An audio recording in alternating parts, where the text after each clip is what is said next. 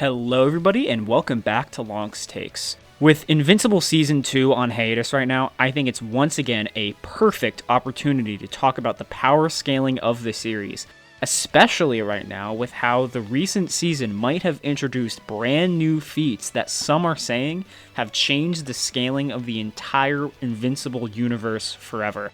On top of this, with how Omni-Man has returned to the story of the cartoon, I think it's finally time I put him in a direct matchup against another character, as I've never actually talked about him specifically on the channel. As I've already done 2 Dragon Ball matchups against the Invincible verse, I think it's pretty clear that Dragon Ball for the most part is way stronger than the cast of Invincible. So let's put Nolan up against another iconic father figure from a different popular anime franchise, Naruto. When it comes to this matchup, it seems that people are relatively split on who wins, with people either thinking that Nolan slams Naruto or that Naruto easily one-shots Nolan. So, I'll be going over their scaling and analyzing who would win if they were to fight. For this video, we'll be using Nolan's both comic book and TV show scaling, while for Naruto, I'll be using his adult Hokage version that we see in Boruto. Before we begin, make sure to like and subscribe if you like this kind of stuff. I'm trying to hit 25k before 2024, but either way, I hope you enjoy the power scaling and let's hop right in. As I started this video off talking about Invincible, I think it's appropriate to talk about Omni-Man first, and bring up a couple new scaling metas, or at least a couple new feats that I haven't talked about before. Firstly, and spoiler warning if you haven't read the comic, we need to talk about Nolan's planet-busting feat. I've talked about this before, but there are actually some higher-end interpretations of the feat we can use if we really want to give Nolan a supreme benefit of the doubt and up his scaling. You see, after Nolan alongside Mark and Thetis fly through the planet, it blows up and creates a massive explosion that dwarfs the planet in size. Now, this explosion itself is a lot bigger than most planets ever get, and is calculated to actually be dwarf star level rather than just planet level. If you think Omni-Man somehow scales to this actual explosion, then he's probably large planet level in attack potency, because you would still need to divide it by 3 because there were 2 other Viltrumites who equally contributed to this attack. But again, this is pretty high scaling for him. When scaling the actual impact he has on the planet that caused its core to actually explode, it's more like small planet level. While this may not seem like a lot, the difference between small planet and large planet is like comparing Earth to like Jupiter. It's a massive difference. However, this planet-busting feat is nothing new, and instead, the new feat that everyone is talking about is Omni-Man being able to fly near a black hole without any negative detriments. But is this actually impressive? I've seen a lot of people call this star level, solar system level, and even galaxy level, but does the math actually check out for this to be true? Now, even from this scene, things are still kind of vague. Math around black holes are pretty odd because, it's hard for us to actually ever measure one. But from every calculation I've seen, when being as nice as possible, this feat only comes out to being at moon level at best. This is because Omni-Man isn't actually doing anything to the black hole, like blowing it up or moving it or flying through it. He's just standing near it and resisting its gravitational pull. It's like me saying I'm planet level because I can resist Earth's gravity or something. I wish this feat was higher, because I'd love to do more matchups of Nolan against stronger characters with higher scaling potentially, and maybe we'll be getting better feats in the show later down the line. Either way, this makes this version of Nolan being moon level actually really consistent, based on his earlier statement of pushing a meteor the size of Texas, which is honestly really cool if the writers were actually thinking about this stuff scaling-wise. Also, I didn't know where else to put this, but I've heard people saying Omni-Man is more powerful than Superman because the writer said something about Invincible beating him. The problem with this statement, and any other kind of author statement made about characters that they didn't make, is that they have no narrative oversight over the other character. It's like Toriyama saying Goku beat Superman. What does he have to do with DC Comics? What does he know about Superman?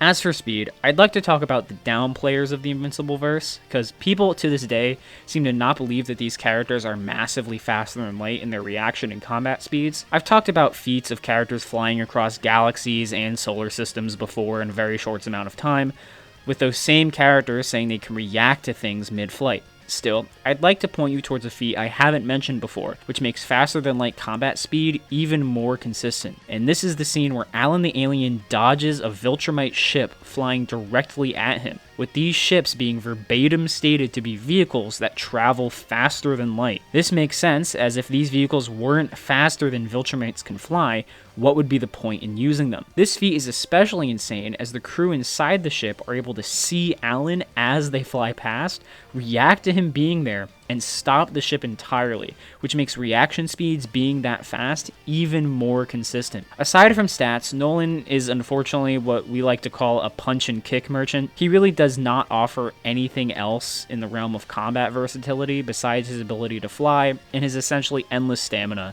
and ability to breathe in space. So when it comes to win conditions, his main option is going to be outboxing Naruto, overpowering him, or just outlasting him, which is pretty much how most Viltrumites win any fight. With his massively faster than light speed and attack potency ranging from small to large planet level, there are some potential things that Nolan could do to grab Naruto and pull him to space, but this is still dependent on Nolan being faster and stronger than Naruto. So how fast and strong is Naruto? When it comes to anime characters, I think Naruto has some of the hardest highballs and lowballers of all time.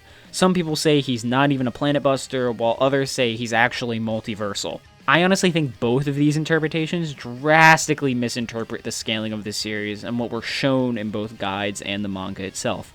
Love it or hate it, all of Naruto's attack potency scaling pretty much comes from Kaguya. While we don't know much about her dimensions, we do know that they at least have a single star in them. These same dimensions, Kaguya was capable of manipulating and destroying them in their entirety, and when absorbing the attack that she was going to use to destroy this dimension, she grows exponentially more powerful from it. Naruto is capable of at least tagging this Kaguya as a teenager and goes on to beat Toneri and Momoshiki, who are both at the bare minimum as strong, if not stronger than Kaguya was. So really, as an absolute bare minimum, Naruto is at least large planet level, but is more likely than not a starbuster from scaling over Kaguya as an adult. However, given that there is space between the star and the planet that they're standing on, this feat is probably closer to large star or solar system level in power. Speed is less cut and dry for Naruto.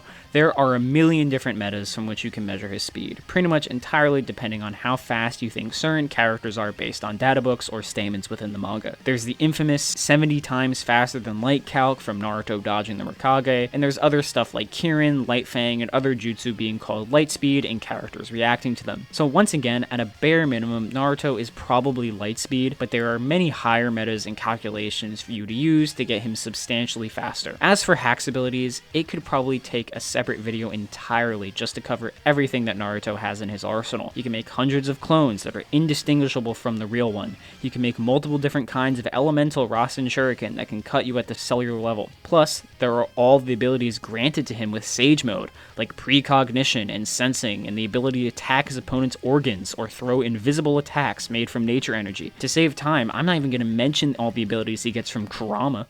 So, who actually wins this? Unfortunately, it's not looking great for Nolan. At best, Omni-Man, when giving him the maximum benefit of the doubt, is striking with large planet levels of power with help, while Naruto is doing that almost at a conservative lowball. While Nolan does have an advantage in speed, the fact that Naruto has a substantial power advantage, on top of having a literal number advantage with clones and several different kinds of precognition, both from Sage Mode and Kurama's chakra, I don't think it gives Nolan any sort of edge. When Nolan is trying to take out a single Naruto clone, the whole battlefield can get nuked by a tailed beast bomb, and he isn't even durable enough to tank it. If Naruto pops out something like the Kurama avatar, I literally don't think Omni-Man would be capable of breaking through it to harm Naruto's actual body. In fact, if we make this equal stats, I still think Naruto would have the advantage due to the sheer number of one-shot moves that he can pull out against Nolan that the Viltrumite literally has no defense against. He can't protect his organs, and he can't protect his own cells. A good question at this point would be, when does Naruto actually surpass Omni-Man? Because it's not like Kid Naruto beats him. And to be honest, the moment Naruto's power becomes weaker than Omni-Man, or at least pretty close to his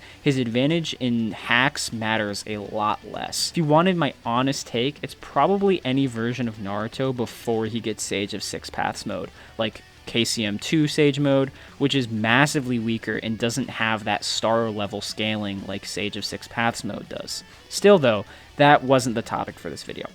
Either way, I'm gonna give this win to Naruto. I know a lot of people think Omni-Man wins, but that's either because I think they're severely downplaying Naruto, or they are vastly overestimating the strength of Omni-Man. Either way, as always, thank you so much for watching, and let me know how I was wrong in the comments down below. See ya!